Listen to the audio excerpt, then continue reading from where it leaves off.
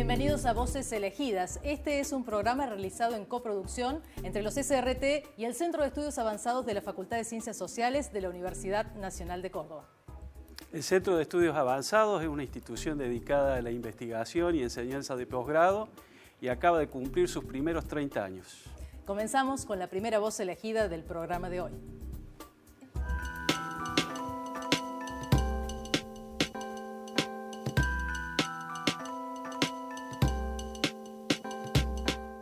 Nació en el barrio porteño de Villa Crespo. Fue obrero textil, periodista y escritor. Publicó más de 30 libros. Autor de La revolución es un sueño eterno. Hoy en Voces Elegidas conversaremos sobre Andrés Rivera.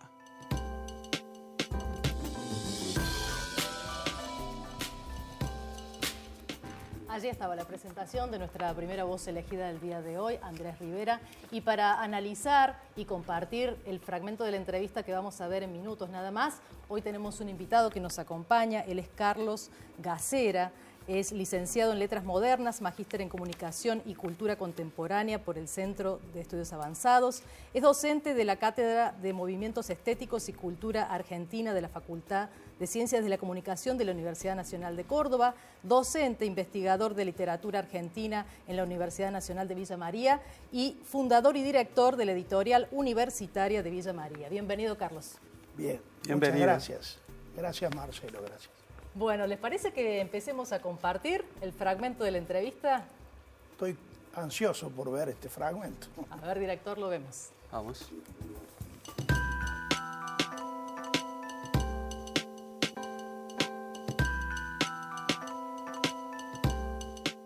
El país que conocemos, este país, fue constituido por hombres cultos. El general Julio Arroca, que mató indios con el Winchester y la sífilis, enfermedad que los indios no conocían, leía en su tienda a Homero. Pregunte usted qué leen hoy los más altos funcionarios de este gobierno, ¿verdad? Claro. La burguesía, salvo el ministro de Relaciones Exteriores, ¿no? La burguesía, claro. La burguesía, no sé si es doctor o qué, Rafael Bielsa es un hombre culto, efectivamente. Tuve oportunidad de cruzarme con él en la presentación de un libro de María Giovanni, pero después pregúntese por los grandes burgueses del argentino del siglo XIX y le doy un apellido para la comparación, el apellido Macri. Creo que Macri debe leer cómo se va a constituir el equipo de Boca el próximo domingo. Sus lecturas no pasan de eso y a lo sumo de la Constitución de la Ciudad Autónoma de Buenos Aires, sobre la cual él pretende poner mano. Sí, claro. Es decir, las clases dirigentes de este país se han degradado. Sí, evidente. Este es el dato.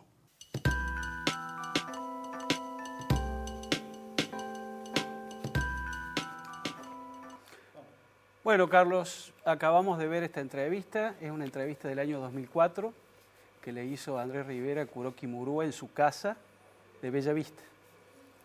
La pregunta que te haría es, ¿qué representa Andrés Rivera en el panorama de la literatura argentina, desde tu punto de vista?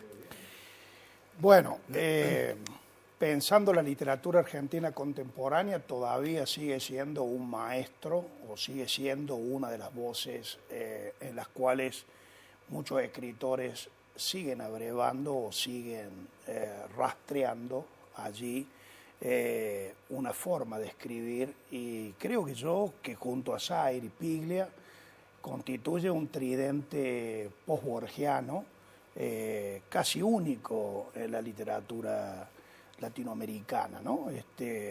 Por el uso del lenguaje, por por forjar un estilo propio y también, creo yo, por una contundencia que es distinta a la de la voz de la entrevista. Rivera tenía como dos caras, ¿no? Un Rivera que escribía con una contundencia y un Rivera que declaraba con otra contundencia, ¿no? La sugestión es la forma de escribir elegida por Rivera para transmitir todos esos valores que en la oralidad y en la entrevista que vimos ahora, pero en la serie de entrevistas que uno puede ver de Rivera en otros medios, o tanto radiales como televisivos, Rivera no necesitaba metáforas para decir lo que pensaba. Desparpajo, ¿no? Totalmente, ¿no? Es decir, yo imaginaba mientras mirábamos este fragmento la cara de mi amigo Kuroki Murúa, digamos, frente a esta entrevista. Sí, claro. Pisas, ¿no? que totalmente, porque ningún entrevistador le podía pasar desapercibido entrevistar a Andrés Rivera. Siempre tenía una carta más con la cual sorprender, ¿no? Esto me parece que es como las dos caras de las que tenemos que hablar. En la creación literaria hay un Rivera todavía muy productivo, muy importante para nuestras letras, y en las declaraciones creo la ética de un último de los intelectuales comprometidos políticamente al estilo de Sartre, digamos, ¿no? Es decir, podríamos decir que fue el último sartreano. No quiero decir que otros no hayan sido sartreanos, pero a la luz de lo que ha pasado con Sarlo en los últimos tiempos, o las expresiones de algunos intelectuales diciendo barbaridades, el compromiso de Rivera fue incólume a lo largo de su vida. Y me parece que esa lección ética es la lección ética que está también atravesando su literatura, ¿no? Es decir, nunca traiciona el Rivera que escribe al Rivera que habla, ni el Rivera que habla traiciona al Rivera que escribe. Sin embargo, son dos registros que deben ser tenidos muy en cuenta. Se ve una mezcla allí, ¿no? Entre la política, entre la historia, entre la ficción. ¿Cómo definías recién la escritura y su obra? ¿Cómo la definirías? Bueno, su obra, yo creo que hay tres grandes bloques en la escritura de Rivera, ¿no? Una que podríamos decir la fácilmente confundible con la literatura o novela histórica. Rivera no hace novela histórica, al contrario, niega la posibilidad de una novela histórica. Lo que hace es una ficción de la historia, tomando los datos duros de la ficción y de la historia y introduciéndole ficción, con un estilo que uno puede comparar en un extremo con Rodolfo Walsh, que es el primero quizás en empezar a hacer esta operación, ¿no? A diferencia de Walsh, Rivera empieza con una ficción que se va historizando, mientras que Walsh empieza con una historia que se va ficcionalizando, ¿no? Pero son procedimientos, en el sentido de la creación, simultáneos y paralelos.